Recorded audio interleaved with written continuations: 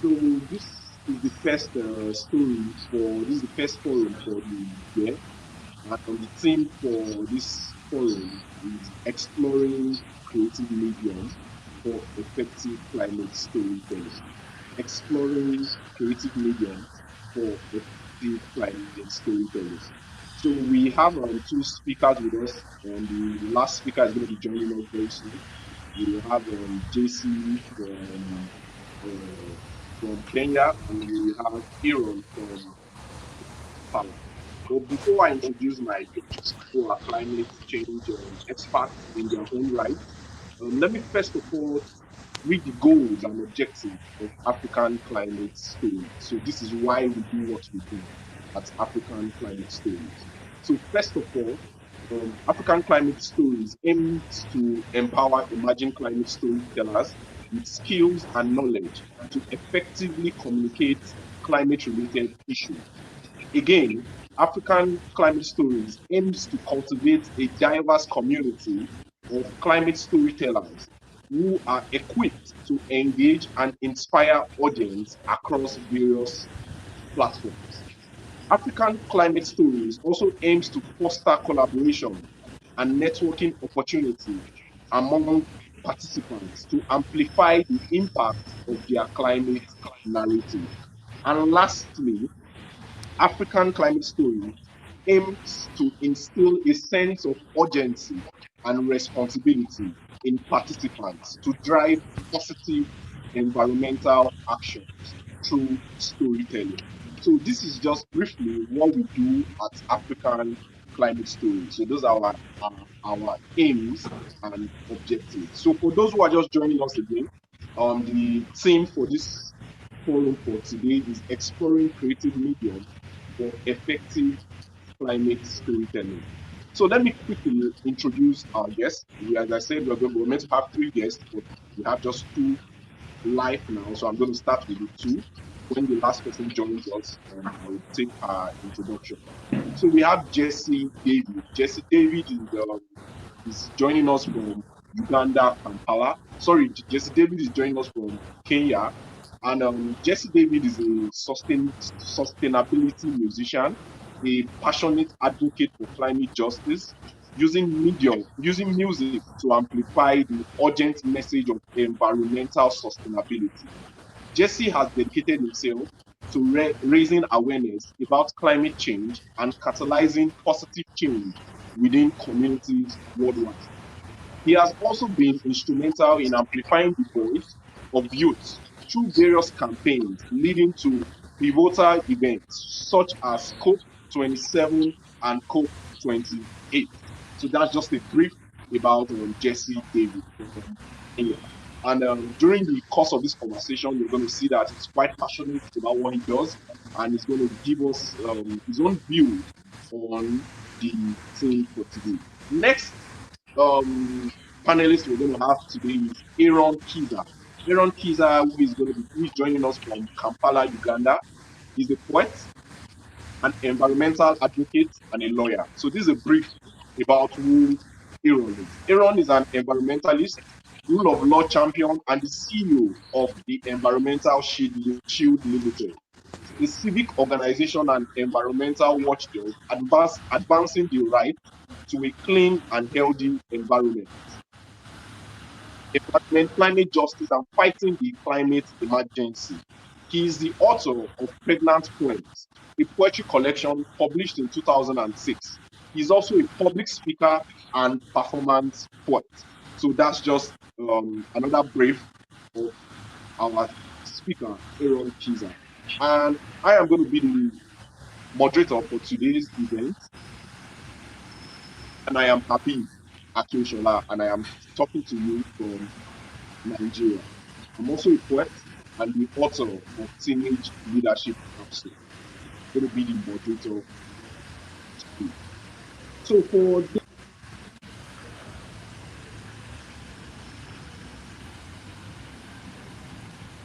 Hello, can you hear me? Hello, can you hear me? I can hear you. Yes, we can hear you. I'm so sorry about that. I think Habib has a very bad network.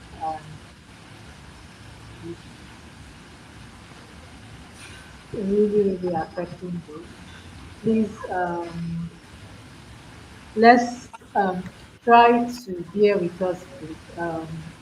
Apiorkor, our third host, is also our third speaker is also struggling to connect due to network issues as well. We are really trying to see how we could bring her on board and let this speak. So please and please, let's be patient with us. But while we are waiting, I don't know if there's a way we could continue a conversation from where Habib stopped. I don't know. Is there a way we could? Yeah, just to raise a concern, I feel like there is some noise coming from one of the. Someone's background, right? Aaron, are you in a noisy place? Can you mute yourself a bit? Let's see. Can you mute yourself? Let's see if the background noise is coming from your end, Aaron. Because I think it was when you joined that you started experiencing sort of like a background interference.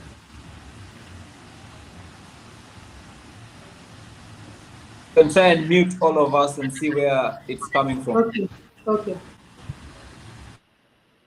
I think it's coming from Aaron. I just muted Aaron. The noise is sort of like it's sort of like the noise is sort of like something around the rain. Is it raining?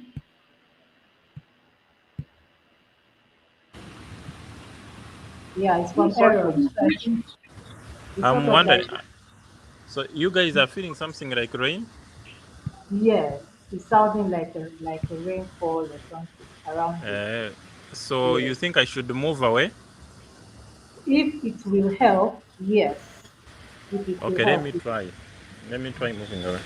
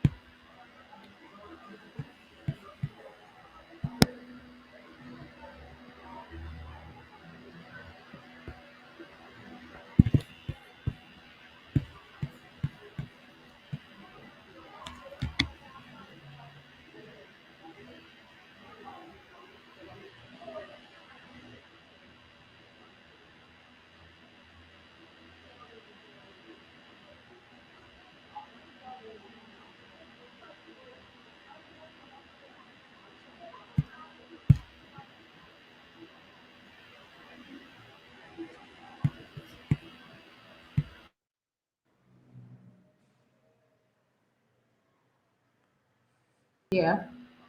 Um, hello. I Hello. am so sorry about that. I am so sorry about that. Please forgive me. I'm going to take over the moderating from here since um, we've extended almost 20 minutes. We wanted this to just be an hour and we've run out of time. So I'll be taking over the admin. So can you see me? Can you hear me, please?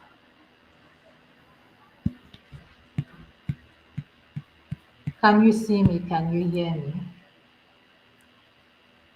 I can't hear you, JC. Now I can hear you. You are cracking a little bit, but I totally understand it's the network. Okay. Okay. Aaron, can you hear me? And now you're back. Hello, Aaron, can you hear? Okay. So, I am so sorry for all the delay. None is actually anybody's fault right now because it's something beyond our control. These are some of the challenges of virtual programs like this. It has its advantages in terms of reach, but then it has its disadvantages in terms of technicalities. And even if we had done so many things in place everything just totally went wrong, even our backup and all of that. But then we'll move ahead. I'll quickly try to introduce each speaker who is right on the call right away. I'll start with Jesse. So Jesse David is a passionate advocate for climate justice, utilizing the transformative power of music to amplify the urgent message of environmental sustainability. With a background as a sustainable musician and activist, Jesse has dedicated himself to raising awareness about climate change and catalyzing positive change within communities worldwide. Jesse has been instrumental in amplifying the voices of youth through various campaigns leading up to pivotal events such as COP27 and COP28, where he fervently calls for justice and accountability on the global stage. Welcome to African Climate Stories Forum, JC. Thank you so much for joining us here. And also on this call is Eron Kiiza. Eron is a poet, environmental advocate, and lawyer from Uganda.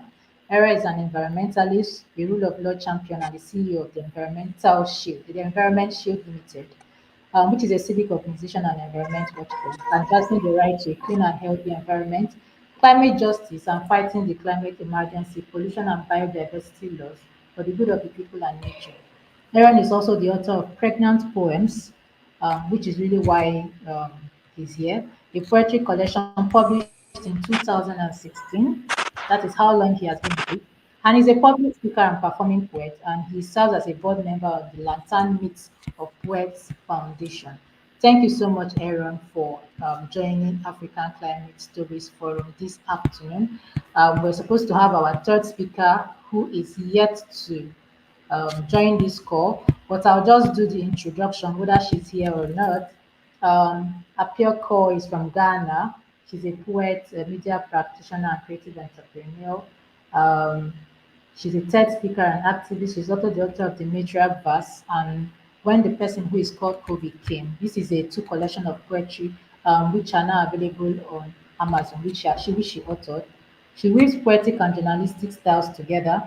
She's also the founder of Team Apiorkor, a group that runs on the tenets of creative entrepreneurship and art business, focusing on creative artist development, marketing and communications, creative product development, creative event production, and general consultancy of artistic endeavors across Africa.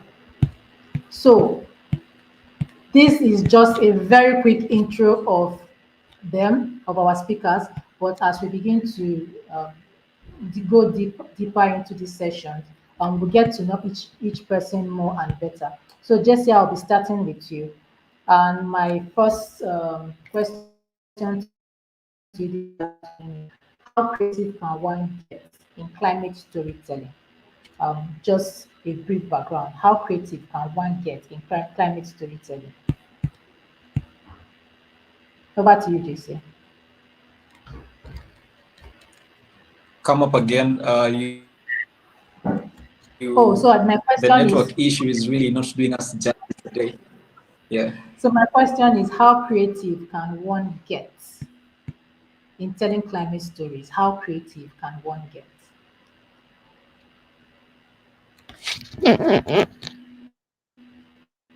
Yeah. Thank you. Thank you for the introduction. Thank you for having me here first and foremost. As everyone has heard, Jesse David, climate champion and climate justice advocate and a sustainable musician.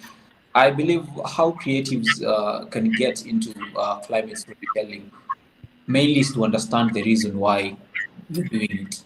And we know there are different mediums of storytelling. And it's really wide, going deep into each of them. But for me, being a musician, I'd say is understanding what's happening around you. If it's the climate change, the effects that you've seen firsthand happening around you, and then now bring it to the creative way in order for people now to understand and be part of what you're doing. I believe that's that's the entry point, looking at what's happening around you and then now bring it into a creative way in order to push it forward for people to connect with it and take action.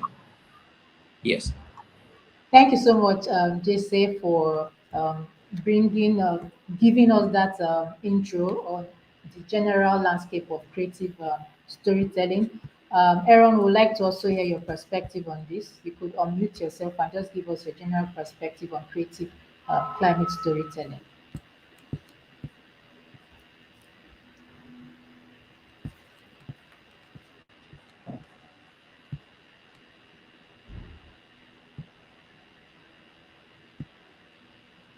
Hello, Eron.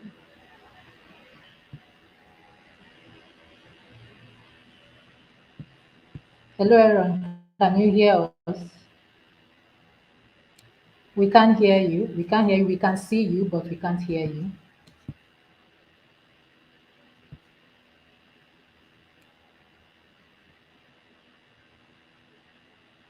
Can you check if you're muted on your own end?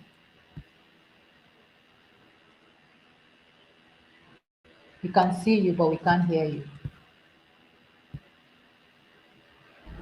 Or Jesse, can you hear him? No, I can't. I cannot hear you, Aaron. I think you should unmute your mic.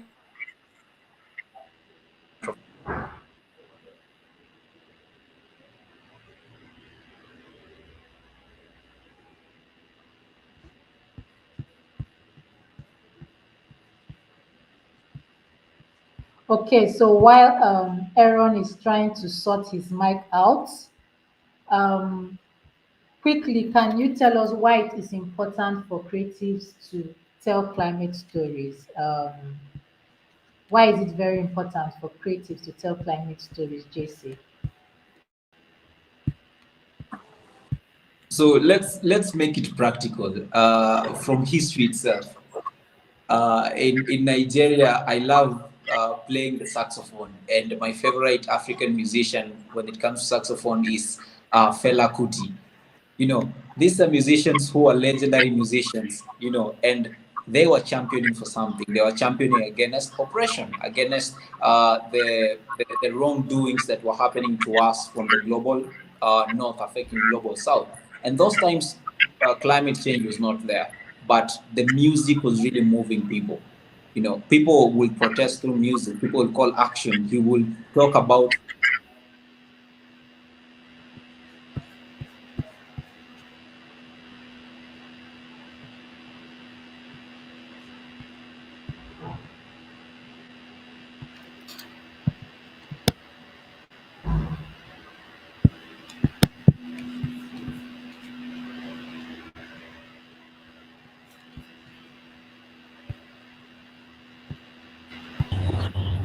Can you hear me?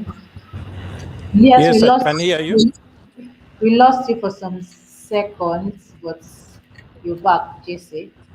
And how about you, Aaron? Can you speak now? Hi, You can Aaron. hear So me? Yes, I can hear you, Aaron. I can hear you now. Good. So, Jesse, can you complete what you were okay, saying? I kept quiet because the screen was blank and I could not see if you guys are interacting. Oh, we can hear you. We can hear you. So you can go ahead, Jesse. You can go ahead.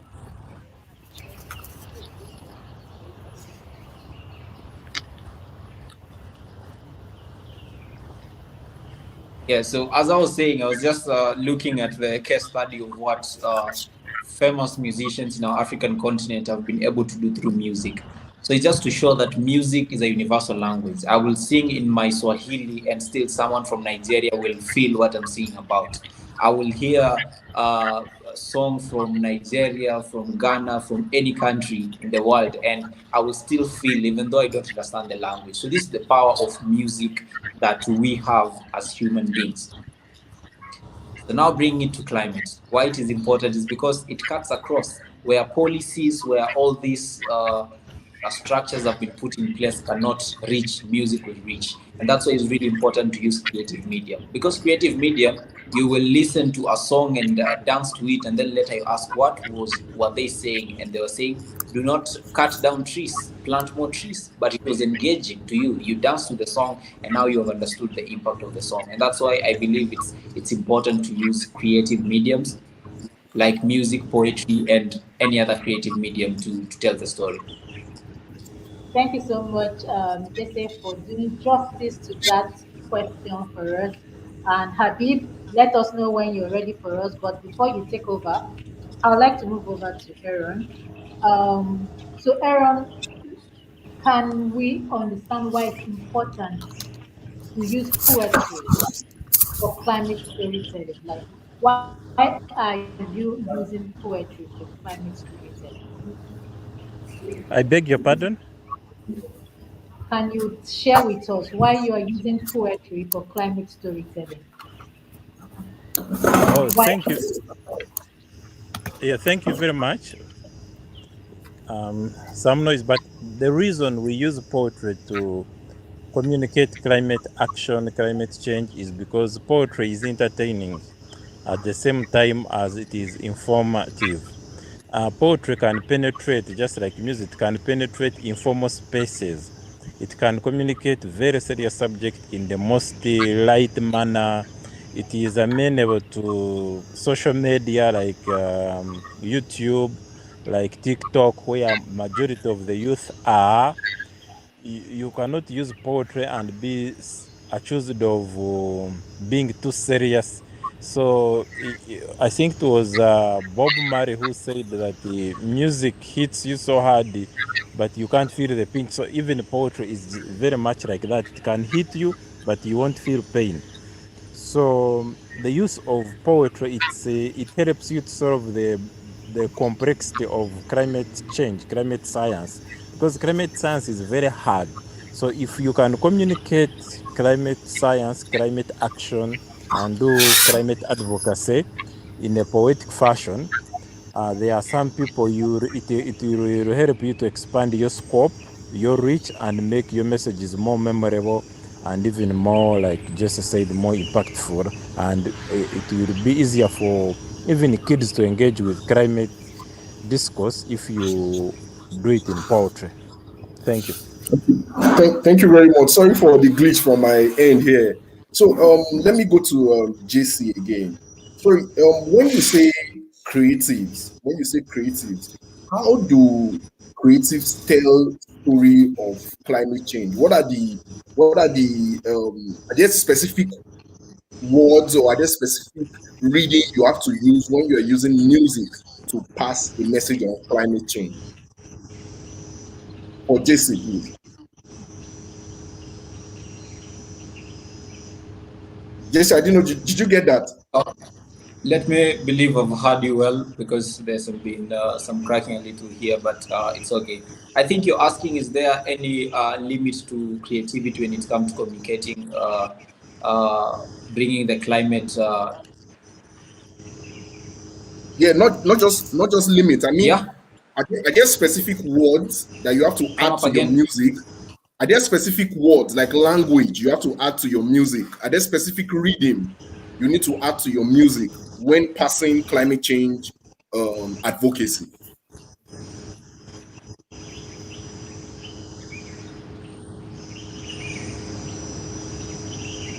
I don't know. Did you get me? Can you hear me?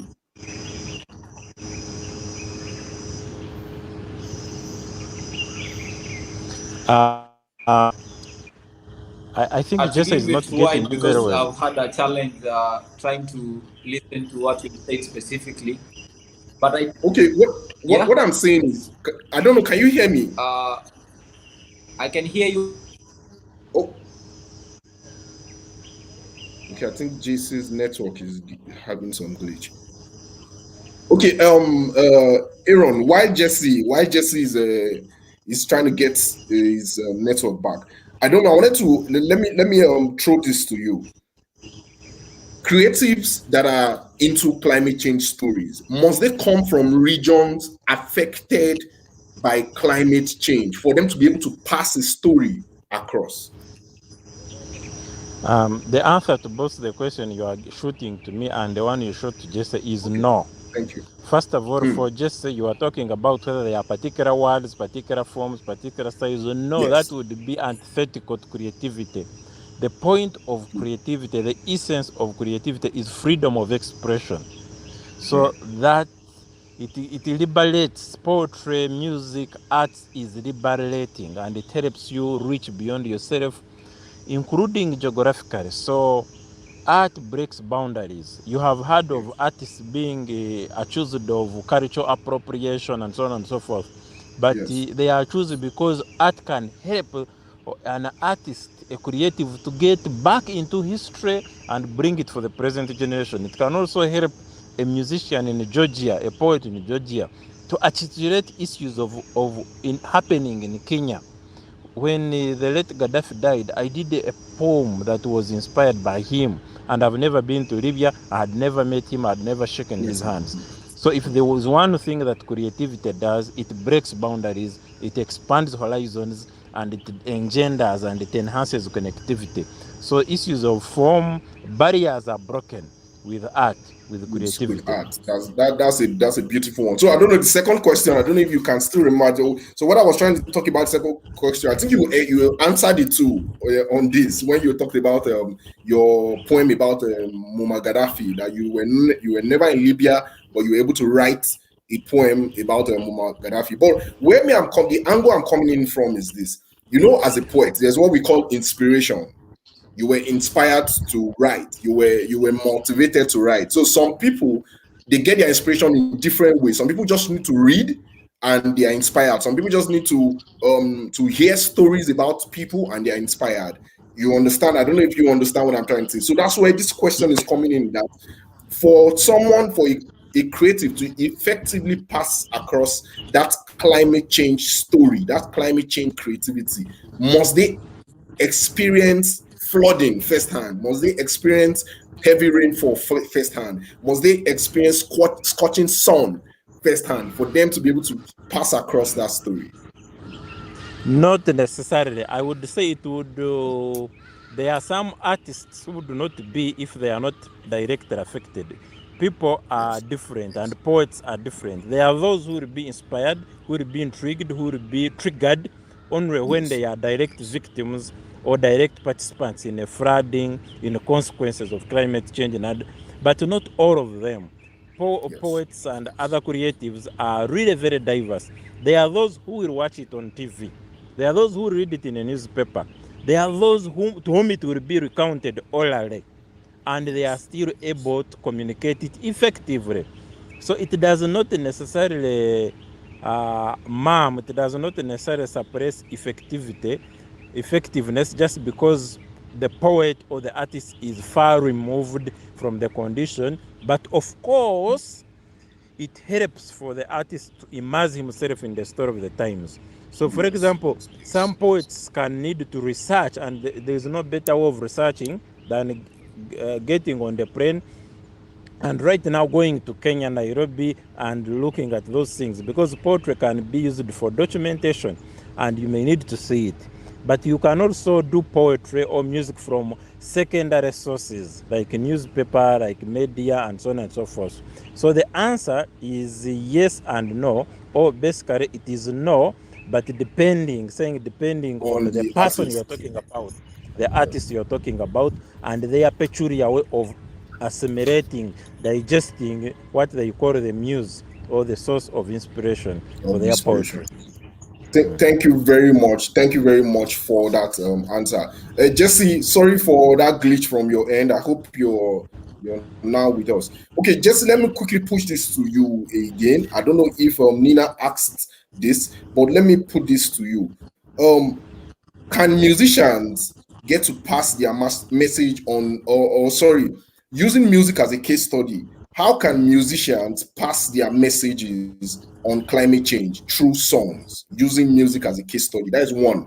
Then if you can hear me clearly now, I was asking, although Eron answered the question, but I just want to push it to you again. When you're composing a song on climate change, I don't know if you can hear me clearly. Yes, I can hear you. Okay, when composing a song on climate change, do you need some specific words or some specific keywords, as the case may be, or specific reading for your message to be effectively passed, or for the music to be effectively created?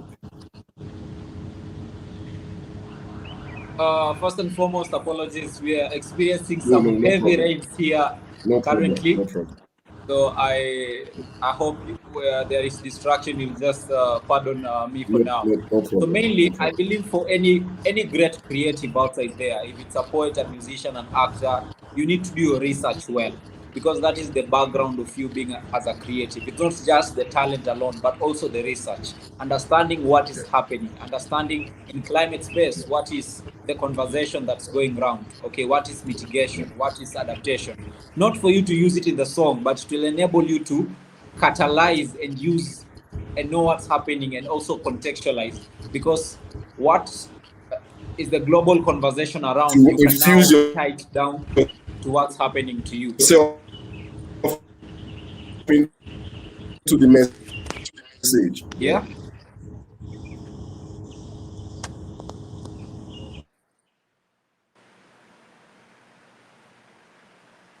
Oh. Okay. So the second question that you asked was in line with how I now think we're music having as a another case glitch study. from Jesse. Hello. Yes. Yeah, I'm you. I can hear you. Yeah, it's music now as a Hello, I case. can hear you, Jesse. Yeah, it's music now as a case study for the understanding how now musicians can use music. So basically, I'll use myself. Back in 2022, I attended 2 years ago a summer school called the Nairobi Summer School on Climate Justice, and that is where I Okay. entered there as an engineering finalist in the university.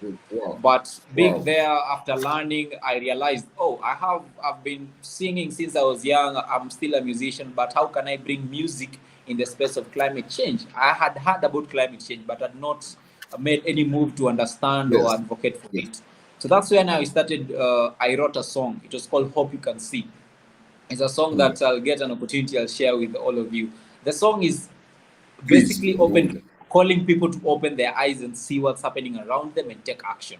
And that is what's very important, you know. So for me, it was understanding what is happening, learning a little bit, and then now bringing it on the talent side and try to to make now music from what I've learned. And another thing Yeah. is also in your message, you know, who is your target audience? Thank you. Because Thank you. the way I'll create music, I'll target certain people. I'll understand, oh, this Certain is an people. advocacy song. This is the one I'll sing telling the government or the global north, we want money, we want funding. But this is for telling my young people, you can do something, you can take an action. You have a gift, you can use whatever's around you to drive impact So, and communicate the message of climate change and take action too. thank you so much, Jesse, for this reply. For our listeners and audience out there, thank you so much for joining African Climate Stories. These are our first meetup for the month, and the topic for discussion is exploring creative mediums for effective climate storytelling. So the last panelist that was meant to join us is now with us. Thank you, Madam, for joining us. I don't want to call your name so that I don't make a mistake while calling your name. So please, before I do call your name, please just quickly just introduce yourself before I read your bio, please, quickly. All right, my name is Apiorkor. Apiorkor is my first name. It's my stage name as well. And my full name is Apiorkor Seyiram Ashong-Abbey. I am from Ghana, and I'm a media practitioner, a poet, and I do performance poetry, incorporating music and theatrical elements as well. Okay, thank you very much for that brief introduction. I got the name now, Apiorkor. So I'm going to put Madam Apiorkor. So we have Jesse from Kenya. We have Eron from Uganda, Kampala. And we have Madam Apiorkor from Ghana. So we have Africa here with us speaking about climate change. So I hope all our listeners and our guests out there, you are going to take action after this. Jesse is a musician, and he uses his forum to tell the African story through music. Eron is a lawyer and also a passionate climate change activist. And now again, we have Madam Apiorkor, who is a journalist, a media practitioner, an author, and a climate change advocate. So quickly, let me read her bio so that you know who is with us today. So we have Madam Apiorkor. She's a Ghanaian American poet, writer, and author, a literary scholar and critic, a media practitioner, TED speaker, and activist. She has so many. If I'm gonna read this bio on Instagram, I have to go and look for her page. I think I'm following you now on Instagram. So she's the author of the matriarch verse and when the person who is called COVID came. Both are collections of poetry. She's also the founder of Team Apiorkor, a group that runs on the tenet of creative entrepreneurship and art business. So she's a poet, she's an author, she's a media practitioner, and she's a creative entrepreneur. Thank you very much for joining us today, Ma. Thank you very much. You have a rich bio, I must say. Thank you. Thank you for having me. It's an honor to be amongst people who care so much about the climate at the times that we're facing. Yeah. We appreciate it. So, but we reserved your questions for you when you were not here. So let me go straight. I'm ready. Let me go straight to the questions. Okay, so quickly, Ma, how creative can one get with climate storytelling? How creative can one get with climate storytelling? Well, we can get very creative. We are in Africa. In Africa, we like stories. We are storytellers. That's our heritage. That's our history. So, I mean, really, as creatives in the 21st century and knowing where we come from and the challenges that we face as Africans, there's no reason why we shouldn't be using our creativity to sensitize people about the problems that affect us as Africans. So yes, it's okay to talk about the things that interest us, maybe the new hairstyle in town or the shoes. We can talk about all those things, love. They're all parts of humanity and who we are. But we'll be doing ourselves a disservice and we will be shirking our responsibility as artists if we don't tell the stories that matter, and that includes the climate stories. Now, how can we do that? When it comes to songwriting, when it comes to writing poetry, the verse of poetry, to writing books, sometimes the reason why as creatives I feel we're not tapping into the audience with our messages is that we don't get creative enough. Now, like I said, we like stories. So identify the story. We all know someone who in one way or another, in a very simple way, has experienced climate change and its effects. It could be flooding. There's flooding happening all over Africa. I mean, Kenya is dealing with it in the last few days. Accra, Ghana, every year around June, we start praying that God, please don't let us lose lives. Don't let us have to listen to numbers. And this is something that has been with us since 1911. When you go and check the newspapers, the archives, it's there. The evidence is there. We know in our respective countries, food is becoming expensive because food security is a problem due to climate change. So let's take the stories, write a story, a poem, present a character who, for example, now cannot feed their whole family because they have to spend more to buy just a little food than they would have before. Very interesting perspective. You can have punchlines in there, crack some jokes, use jargon that is relevant to your locality, but people will connect with it. Before the end of the story, by the time they realize, oh, wow, he or she just told me a story about climate change. I should think twice about it. Now, they may not call it climate change, but when they sit down to think about it, they'll make the connections and draw the dots. So we need to get creative with it. Then the other thing is that, I mean, when we like to limit ourselves with our vocabulary. Storytelling doesn't just have to be done in English. Africa is full of formerly colonized countries. So for us, English, French, Portuguese, we know they are not necessarily our first languages, even though many of us may have studied them in school or the instruction, the way we conduct business. It's in English, it's in French, it's in Portuguese, whatever language we are used to. However, we have our indigenous languages. If we want the people amongst us to really understand what's going on, we have to write a song or write a poem in their native language. But difficult as it may be, we have to challenge ourselves. That responsibility lies on us as creatives. Challenge ourselves to tell the stories in languages that can travel beyond our urban spaces or beyond the educated elite in Africa. It's very important. So those are the two Thank you things very that I'll much. say. Thank you very for much for starters. that submission. Sorry to cut you. You're already answering about 3 of my questions, even though I've not asked you. I wonder how you knew those questions. You're already talking about indigenous storytelling. I have a question on that here.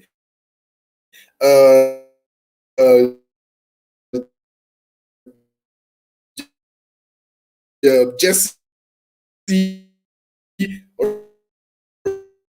already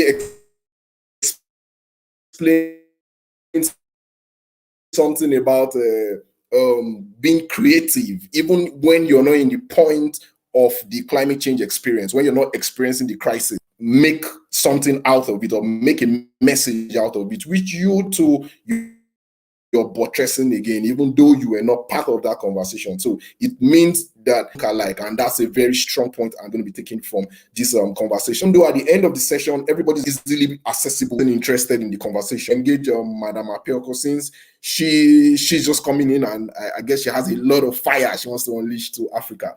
Okay, Ma, please, can you quickly just, time is running out. We're meant to just spend an hour plus, and we're almost on an hour. So please, let's just quickly make our answers brief. Okay, how can we encourage collaborations among poets, musicians, and other creatives in telling these climate narratives?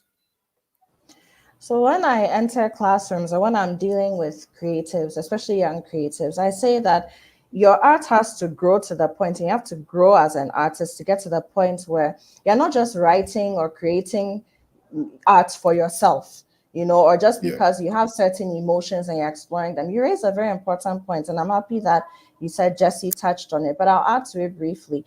We need to do research. So you see, climate change is a problem. Do research on it. We may not have experienced it. A lot of material out there. When you do the research, then you now work with other creatives to come out with art that is advocacy laden, or is in the direction of advocacy for climate change. A lot of us tend to be in our own spaces. We are in our feelings, experiencing what we want to experience, seeing what we want to see, and then we're creating art on our own.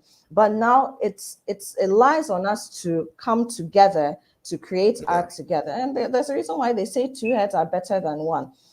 I may not be a strong composer, but I'm a writer. So let's, liaise with the composer and come out with great music that speaks and tells the stories the way we need them to, with a beautiful melody. You may not be a great performer, but someone who can write, who can perform for you. So write and then give it to them and do the performing. These are some of the collaborations that we need to be looking at.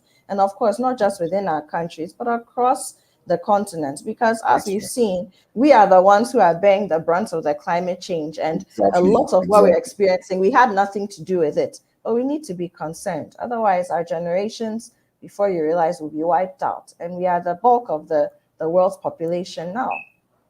Yeah, exactly. Thank you very much again for that. Thank you very much again for that. Mr. Eron, I hope you're still with us.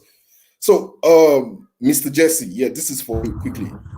So, Mr. Eron, let Mr. Jesse take this before I come to you, please. So, Mr. Jesse, when you create a song, when you compose a song about climate change, how do you push it out? Where do you just drop it on? Do you just put it online, or how do you get this your song to reach the target audience? That is one part. Then the second part is, how are you now going to tell other creatives like you who use music as a form of is it propagating climate change? How would you now inform them? Okay, when you drop a song, when you record a song on climate change, this is how you should promote it so that it gets to the right ears. That's a very concrete question out there, but I like to tackle it when it comes understanding that activism, and I call it artivism. Artivism is a part of the green job that we're talking about. It's a green job. So first and foremost, we were having conversation with some of my friends where we'll be invited to some events relating to climate, and they're like, there are some young people who are here to entertain us, and when I stood there, I told them it's not entertainment alone, it's edutainment. I'm here to educate you and entertain you. And I'm touching with something you had not brought on board, but also getting to value for what you're doing. It's very important. So going back to what you talked about on where to put your music. First and foremost, for me personally, when I entered into the space, I entered as from a summer school on climate justice, and that's where I started now using music for advocacy. And they were my first audience, actually. And after being my first audience, I understood that it's important to understand now who are the people in this audience. How can I get to build it up from there? Because I cannot take the message just to an empty room. Because they are my first audience, they'll get to push it out there. I'll get people who want to collaborate. I'll get people who want to call me to their events, if it's locally, around the continent, or internationally. So first of all, is looking at the leverage. Who are you leveraging? As much as you'll put it out there. So mainly we know the streaming platforms. As musicians, we'll get our someone to publish our music for us. If you're independent like me, maybe we'll get distribution from DistroKid or any other, or get a publisher that you already know to put your music out there. But for independent artists, it's really normally challenging to get to earn from your music. So it's normally important to also, there is another whole topic of understanding music business and how it works. I know that. And how you can now bring it to the advocacy side. But how I hope I'm getting to answer it, because I'm juggling between the two. Yes. I know it's quite tedious because there are a lot of songs coming out every day. So I know it's another ball game pushing your song out there. But I want to believe you go for concerts, you do free shows, you do free programs just because you're trying to push your message out there, if I'm correct. Exactly. And also what I've said that's important in understanding your audience, the community you're building. Advocates, where are these events that are relating to climate? How can you talk to them and partner with them and get to share your music? And a project is coming out, tell them you are working on a documentary, let this song that I've written be a soundtrack. There are many ways you can get to partner with people. There is a video who has a podcast. I like my song to be playing at the end of your podcast, and maybe we can talk about royalties later. So I know there are different avenues. If you're an art, you're doing fine art and you're drawing, there are events you can do, exhibition art, that are happening. There are summits that are happening. You can be given a booth to get showcased. And also the important thing that I'm also doing to myself right now, I'm rebranding and repackaging myself. So it's important for the artists that aspect too, for growth purposes. Don't worry, Mr. Jesse. By the end of this program, you're going to play some tune of that rebranded Mr. Jesse. We can't wait to hear that. Okay, Mr. Eron from Kampala, Uganda. Please, I don't know if you're still with us. We have a quick one. Thank you, Mr. Eron. Thank you for staying in with us. Quickly, you've spoken about this actually. You spoke. Let me just tell you one thing you guys have done for me today. You made my job really, really easy. I drafted about 13 questions. When I asked one question, you people answer the whole 13. So it's just like I'm just bringing them back and back and back. So that means the passion is glaring, if I should put it that way. The passion is really glaring, if I should put it that way. So, Mr. Eron, please, just for the sake of the listeners out there, as I said, you've answered this before, but for the sake of the listeners out there, poetry as a key element of language and creativity. Poetry, you're a poet, you're a published poet, you're an author. So poetry as a key element of language and creativity. How far can poets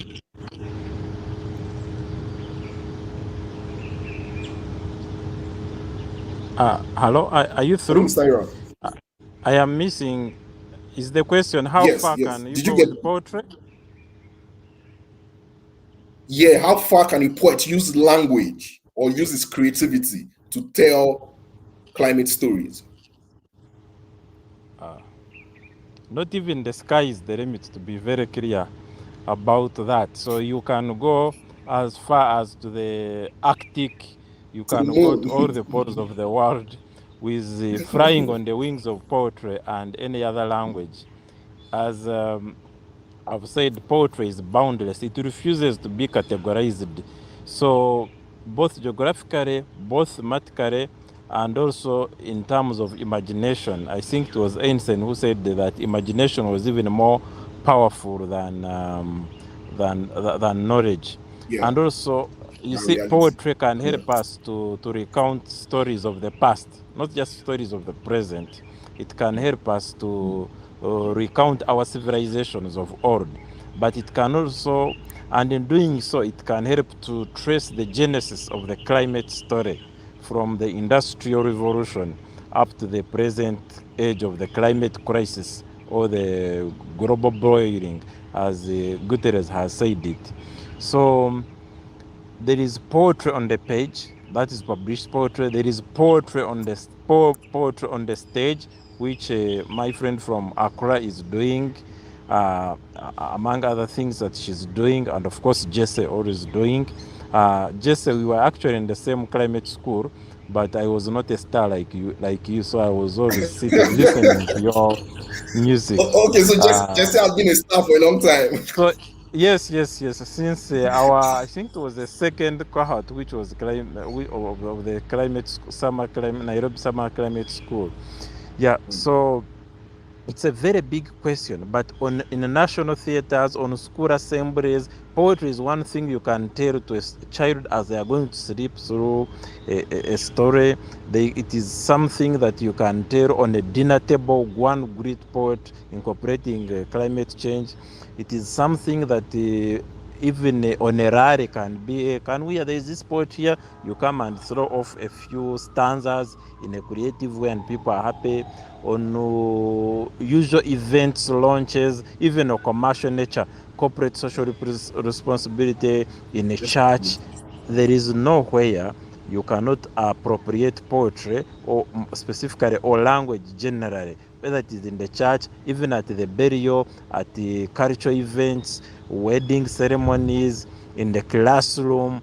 There is a room for using language creatively, entertainingly, educatingly, to advance the climate story, to document, to even to litigate, even in like submissions. If you can infuse it with some poetic lines, they might be more memorable. They can be hooks for attention in a oral presentation. Even a media personality can use poetry lines to enliven their performance, even on a talk show. So there is nowhere that you can imagine. Tell me a place and I can take a poem there, inside the car, inside the church, even on the bed.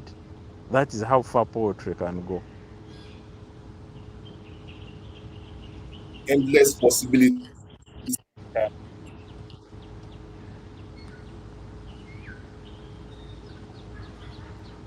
We are not getting you, or specifically, I'm not getting you. Yeah. Mr. Eron, because I'm beginning to hello, get can you, you hear but me? now I hear you, but I didn't hear what you said earlier. Okay, I said you, the way you do justice to my questions. I should have gone to get more tough questions, because it's like I ask you one question, you're answering the 4 other questions I'm about to ask. So I really do appreciate this. Yeah. And I don't I'm know if copying Mr. others. Okay. I'm copying others. I don't want to be the odd man out. So I don't know if Mr. Jesse and Madam Apiorkor is listening, but I am foreseeing a collaboration here. I am foreseeing a strong collaboration here.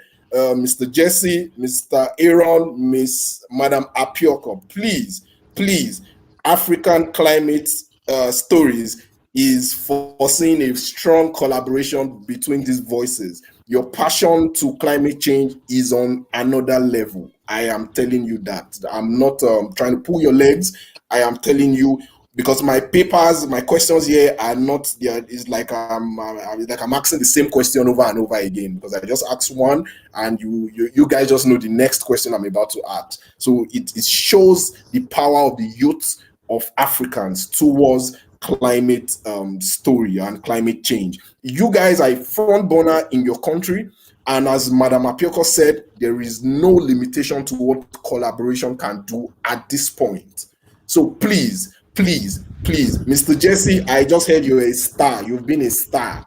Mrs. Apiorkor, I saw it on your page. You're also a star. Mr. Eron is the person hiding, but I know he's also a star with the way he's answering my questions. But please, I need you guys to come together. Let's make this voice more stronger, please. I need you guys to passionately bring this this African climate story. I need you guys to bring it. Put all your creativity, your creative efforts into it. Let's dominate the African space as much as we can. So, Madam Apiorkor, we're getting to the end of this session. So let me just ask you this quickly: How can the viewers continue to grow and develop their skills as climate storytellers beyond this forum? So for those who have listened to us today, how can they go back home? How can they go back to their country, to their state, to their province, and what have you? And how can they continue to grow and develop their skill as climate storytellers beyond this forum? Okay. So the first thing is to develop the skill as a storyteller. So we may have lots of storytellers listening to us. If you feel that there's still room for improvement, and indeed there is for all of us, right? We're learning every day. Then you need to first develop the skill, the muscle. Now, to get to the point where you may not necessarily care about climate change, or you may not see it as something that comes naturally to you to create art about, or create art that speaks to it, then you need to develop your storytelling muscle. How do you do that? If you're a writer, I tell my students, write every day. You may not feel like writing, you may be tired, you may have other things to do, but you can't treat your art as a part-time job. You need to treat it as a full-time job. So you're writing every day, you're creating melodies every day, trying to compose every day if you're a musician. These things that you do may not necessarily become full-blown works that you put into the world, but it helps you build your muscle. It helps you develop a voice. Now, as you're doing that, you throw challenges to yourself, where climate change is concerned. You can't be a serious storyteller or a storyteller who's really speaking to the issue if you're not doing your research. So it goes back to that. Read about climate change, engage the activists in your communities. Watch the news. Young people don't like watching the news. Watch the news, understand what's going on, understand what it really means. Don't just address it on the surface, because it's much deeper. Because if you address it on the surface, the people who really need to hear you and listen to you so that your art can touch their hearts, they'll know that you're not serious about what you're saying, or you're not taking it as seriously as you should. So these are the two things. Build your muscle as a storyteller, which means practice. Treat it as something that if I don't write today, if I don't dance today, if I don't create music today, I don't practice my acting today, I won't eat today. Think of it that way. And then secondly, the research. Read on climate change, understand what it means, especially for us as Africans. Unfortunately, maybe some of the literature or the information we need for Africa may not be well documented. It means you have to go onto the streets, go and talk to the markets, the women in our markets, talk to students, talk to people who are in business, talk to farmers, understand what they are going through so that you actually have access, first-hand access to the stories, and then use it to feed your art, and then we educate people together. Thank you for that submission. I think you can't get that submission in school. You can only get it from African Climate Stories. Thank you for that submission. So we are still getting comments from YouTube. So someone now is saying this is really an informative and educative session. Thank you to African Climate Stories. Thank you to this passionate African climate activists from across Africa. We have someone from Uganda, we have someone from Kenya, and we have someone from Ghana, and me, I'm from Nigeria. So we have Africa right here on our screen. All right. So I don't know if we have any questions from the comment session. So let's hear from our audience. Although we have one already. Jesse, someone is asking for your email. I hope it's money they want to send there. But whatever. I am You have to drop your email at the end of the session. So quickly, final remarks. Final remarks. Let's start from Mr. Eron.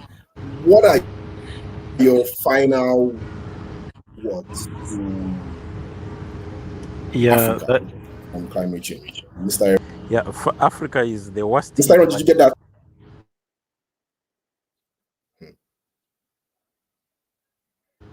I did. I had. Sorry, someone disturbed me.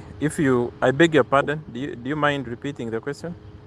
Okay, I said your final word. What is your final word to Africa on climate change? Do you hear me? Oh, yeah, we can hear you. We can hear you. Do you hear me? Yes, we can hear you. Or do we come back? Do you hear me? Yeah, we can hear you. Okay, Mr. Jesse, let's quickly have you then on that. So what's your final word to Africa, especially the musicians, on climate change?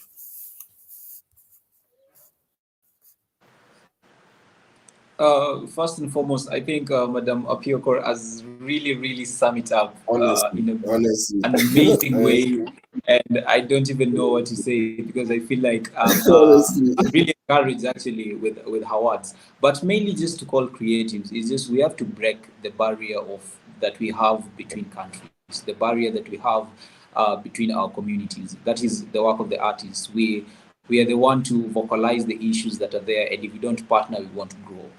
Africa should be like one country. I should be easy for me to say I want to put my show in Ghana and get connections there and have an activism concert there, and people come and learn about climate change and how they can champion for climate justice. I believe that partnership is everything. I cannot do everything on my own, and just an example.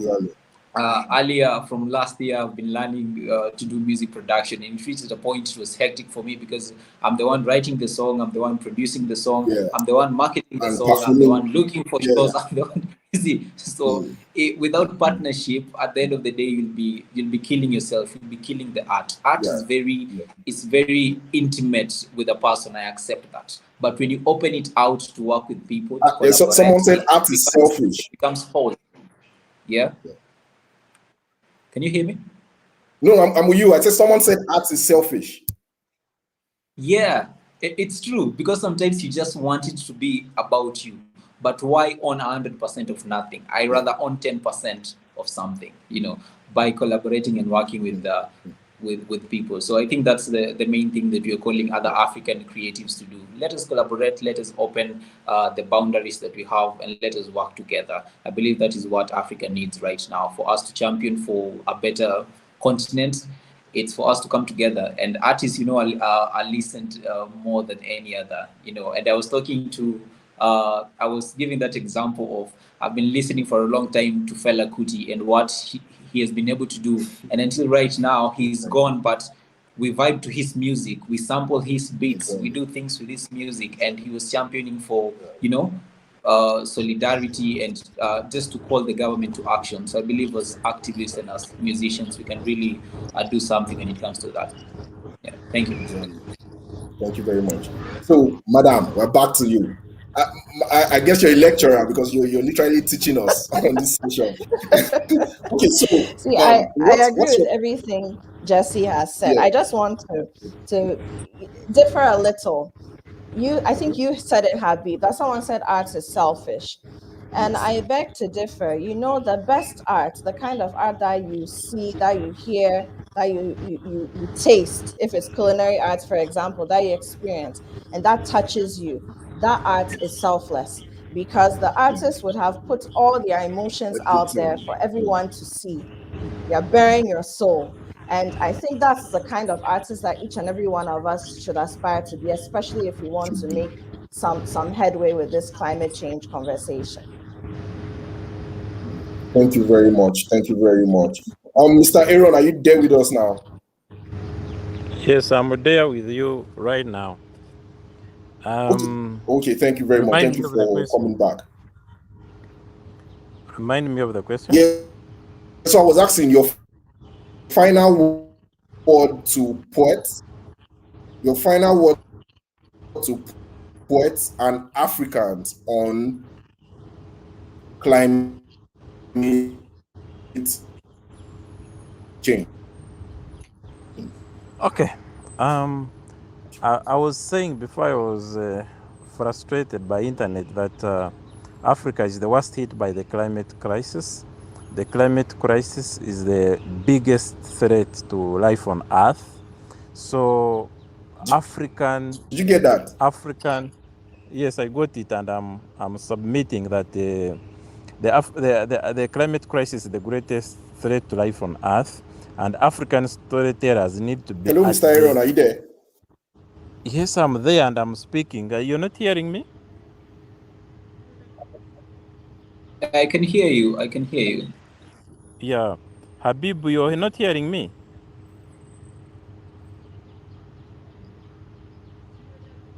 Jess, are you hearing me? I Yes, can I hear can you, hear you. Aaron. Okay, No, we can hear you. We can hear you. Go on. Okay, yeah. We can hear you. African storytellers must be at the vanguard, must be at the front table of telling our stories. And you know there are challenges telling that stories. You all remember very well when one of our activists was cropped out of a photograph by one of the. She's a Ugandan activist. So we need to work hard, like the lecturer said. Work hard, not treat our art as peripheral, as marginal. It's very, very important. It can change society as well as put food on your table. So let's work hard on our art. Let's take it seriously. And yes, let's do all these collaborations. And I'm very open for collaborations. I'm very open to keep coming here and doing this art thing. And why not? Thank you very much. Thank you. So I guess the key word from the final words, your keywords here is collaboration. Madam Apiorkor said you increase your storytelling muscle. You ask questions. You try and reach out to people in this crisis-prone environment so that you can be passionate and selfless. Most importantly, about your message. Oh, let me keep that for later. Okay, now quickly, Mr. JC, we are back to you. Now get your guitars ready. You're going to be giving us 30 seconds performance. 30 seconds performance. I need cold water, chilled water, because I can't wait to experience what's about to happen now. Yes, 30 seconds performance. Please let's keep it short, let's keep it simple, and let's keep it punchy. 30 seconds performance on anything you have on climate change.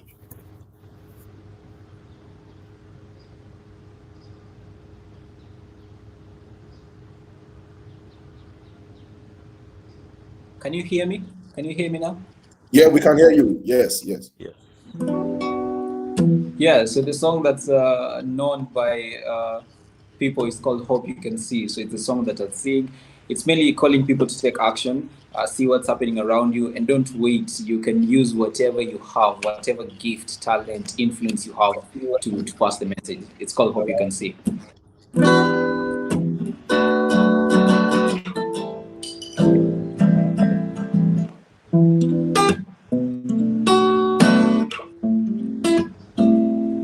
I see the horizon bloody, the sun is frowning, the moon is steaming tonight. I see the wind is angry, tears from the ocean, and mountains are shaking in pain. I see hope you can see. I see, why can't you see? I see hope you can see. The climate's changing. I see hope you can see. I see, why can't you see? I see hope you can see. The climate's changing. Yes, I believe that's within the 30 seconds. Thank you. Initially, I thought that guitar, I thought you were playing from a phone. I didn't believe that was directly from your speakers. You are talented. Take that from me. You are talented. Take that from me. I told you he's a Mr. star. Yeah, he's a star. Now I believe he's a star. I wish I was there. You'd have signed an autograph for me. Now I believe. Mr. Eron, now we need 30 seconds from you, please, on poetry or whatever form, spoken word on climate change. Oh, what an ambush! Okay. Yeah, so you can see I'm behind a tree, but ladies and gentlemen, let's ask ourselves what's happening in Kenya. Why is it drenching in floods? Why is Uganda burning? Why is the world shaking from earthquakes in an unusual way? My grandmother would tell you the climate is changing. The climate is changing. The blanket that used to shelter us from the global warming has melted like ghee under the pressure of fossil fuels. So now we are exposed to the rays that fail to go back to the sun and keep hitting us and boil the ice, and the seas rise. And with their rising, Kenya is flooding. Kenya is flooding because of the climate crisis. Kenya is flooding because some people have cut the forest that should have sheltered us from the floods. Kenya is flooding because the wetlands were cemented and they are no more. Let's treasure nature. Let's protect it. It is our mother. It is our food. It is our ultimate protector. Protect it, protect it, protect nature. Thank you. So I had to Thank you compose very that one much. quick. Mr. Jesse was asking. Yeah. I found out that was spontaneous. Yeah. Mr. Jesse was saying, I see the climate is changing. Mr. Eron was asking the why question, and his grandmom telling him the climate is changing. I suspected Madam Apiorkor went to go and write her lines when she went off, but whichever way, we are fine with it. We can't wait to hear what you have in stock for us. Okay, ma'am, we need 30 seconds from you on climate change. Africa's bosom of fields where maize once thrived now stands a scene of struggle as climate's grip tightens. Rising temperatures scorch the earth, droughts steal the moisture, leaving crops parched and withered and hope a fleeting dream.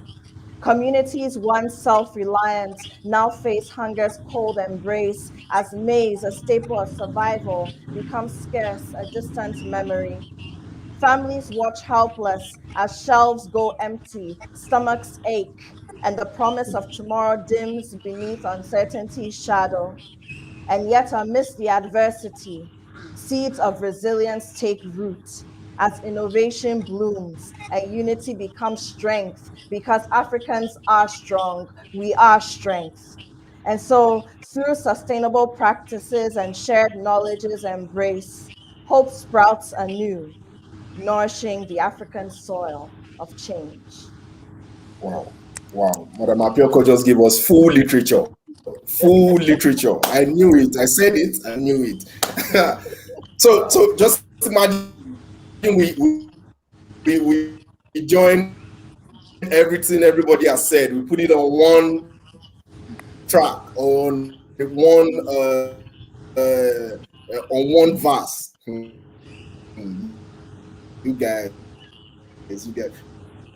I'll speak to my boss,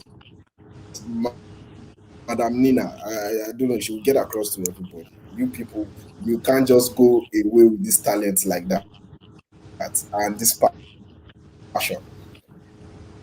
All right. Mr. Jesse, I think you already have a fan from Nigeria.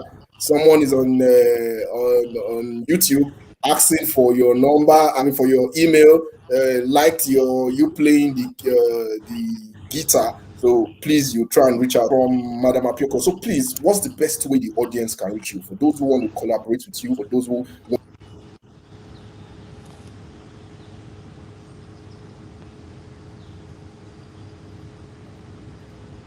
Madam Apiorkor, did you get that? Okay, so I should do that. So I'm active everywhere on almost every social media platform. Apiorkor, my name is on the screen, Apiorkor.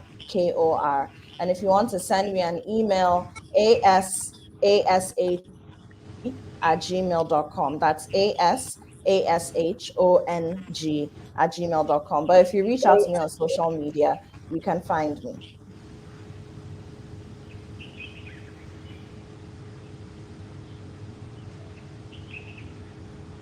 Okay, so I'm certain she's on Instagram. I know she uses Instagram quite a lot. Facebook, X, if you're looking LinkedIn, for her, you name you it. can just go to African Climate Stories. You check for the flyer where you have a picture, and you can just link her Instagram handle from there, so you get across. Okay, so please get her spelling right so that you could find her across all that social media platform. It's scorching hot here in Kwara State, Nigeria. As you can see, I'm sweating, but I'm enjoying this conversation. Jesse, people find you.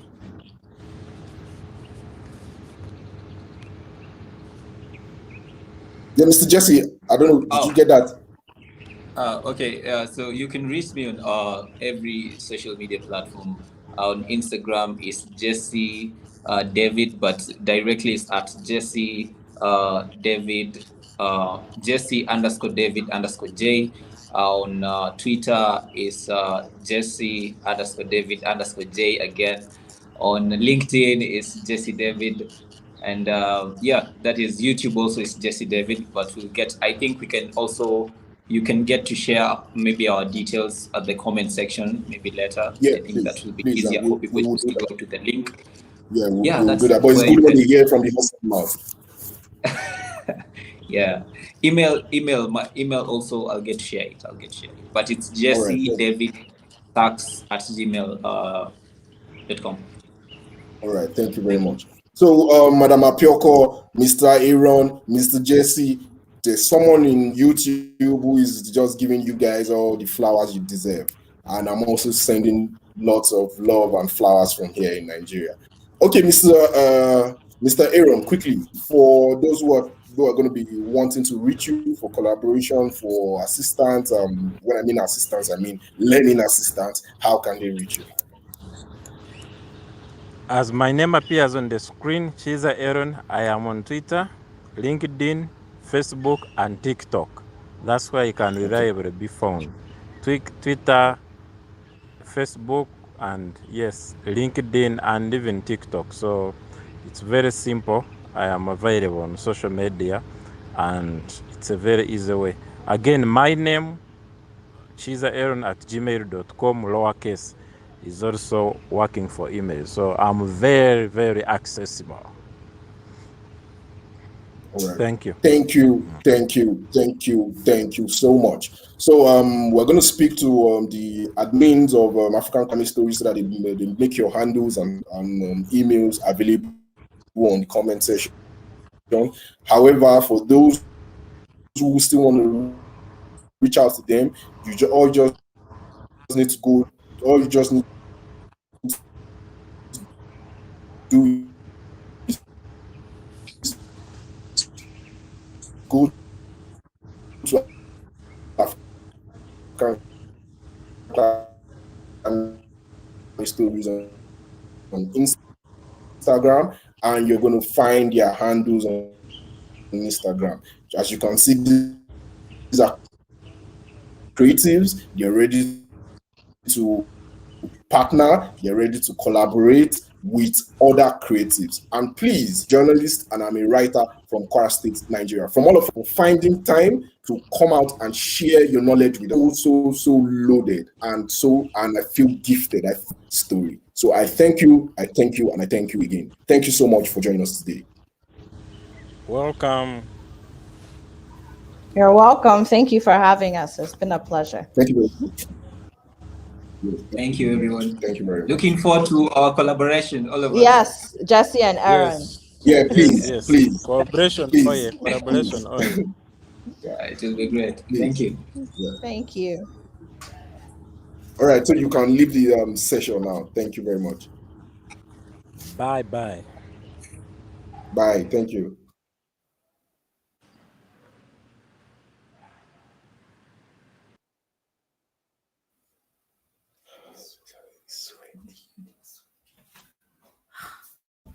Okay, it was true. Okay.